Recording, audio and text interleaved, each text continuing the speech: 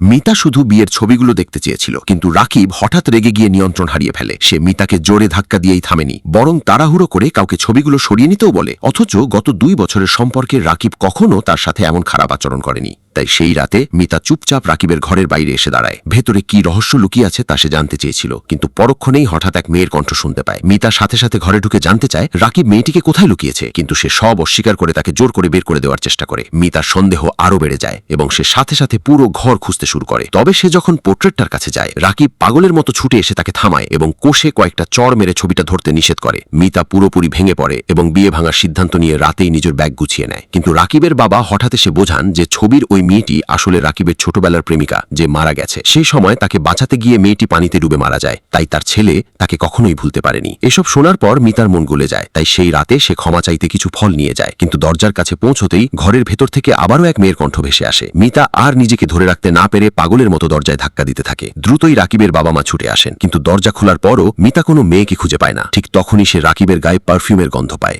আর যখন সে আবার পোর্ট্রেটটার কাছে যায়, সে বুঝতে পারে পারফিউমের গন্ধটা ঠিক ছবির ভেতর থেকে আসা গন্ধের মতোই। সে নিশ্চিত হয় যে ছবিটার মধ্যে কোনো রহস্য লুকিয়ে আছে, কিন্তু সে কিছু করার আগেই রাকিব তাকে আবারও কোষে চড় মারে, আর তার বাবা মা তাকে বুঝিয়ে সেখান থেকে সরিয়ে নেয়। তবে মিতা চলে যাওয়ার পর ছবির ভেতর থেকে ধীরে ধীরে একটা হাত বেরিয়ে আসে, আর নিজের ঘরে ফিরে মিতাও বুঝতে পারে যে রাকিবের স্বাভাবিক ভদ্রতা আসলে পুরোটাই অভিনয় ছিল। তাই সে তদন্ত চালিয়ে যাওয়ার সিদ্ধান্ত নেয়। পরদিন খুব সকালে সে ইচ্ছে করেই টেবিল ভর্তি নাস্তা বানায় এবং রাকিবের কাছে ক্ষমা চায়। যেমনটা ভাবা হয়েছিল, রাকিবের সতর্কতা কমে যায়, আর সে বাইরে থাকা অবস্থায় মিতা অবশেষে চুপি চুপি ঘরে ঢুকে পড়ে। সে আবারও পোর্ট্রেটটার কাছে যায়, কিন্তু যেই না সে হাত বাড়ায়, ছবির ভেতরের লাল পোশাক পরা মেয়েটি হঠাৎ কথা বলে ওঠে এবং তাকে ধরতে নিষেধ করে সতর্ক করে। মিতা ভেবেছিল সে হয়তো ভুল দেখছে, কিন্তু ঠিক তখনই রাকিব হঠাৎ দরজা ঠেলে ভেতরে ঢোকে। মিতা বাধ্য হয়ে আলমারির ভেতর লুকিয়ে পড়ে। পরক্ষণেই সে নিজের চোখে দেখে যে ছবির ভেতরের লাল পোশাক পরা মেয়েটি সত্যি সত্যি ছবি থেকে বেরিয়ে আসে। আর রাকিব বলে যে কয়েকদিন পর বিয়ের পরেই সে মিতাকে সব সত্যি খুলে বলবে। ঠিক তখনই মিতা অবশেষে সব বুঝতে পারে।